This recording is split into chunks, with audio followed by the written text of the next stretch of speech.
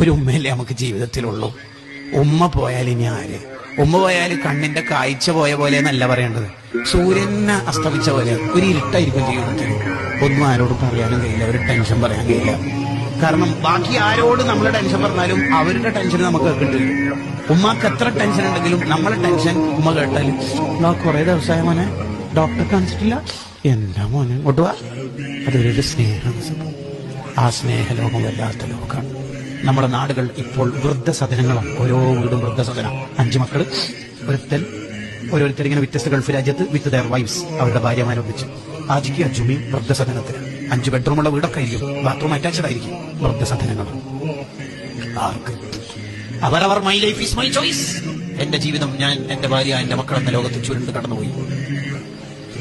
ഉമ്മാനെ മറന്നിട്ടൊരു ജീവിതം ഒരാൾക്കുണ്ടോ? പോയി. അവന്റെ ഒരു ഭാഗത്തും അല്ലാക്കുണ്ട്. ഞാൻ ടൗണിൽ നിന്നല്ലേ വരുന്നത്, എന്നാലും പറഞ്ഞൂടെ എന്റെ കളി വാങ്ങാന്, ഇനിയിപ്പോ ആദ്യം വെയിലത്ത് പോകാനോ എന്നെ കൊണ്ടാ എന്നാണ് പുതിയ സിദ്ധാന്തം. ഞാൻ എന്റെ ഭാര്യനെ കൂട്ടിട്ട് എവിടെ പോകുന്ന എല്ലാം ഇവിടെ പറയണം, ഇതെന്താ ഓഫീസാ എന്നതാണ് പുതിയ ചെറുപ്പക്കാരുടെ വർത്താനം.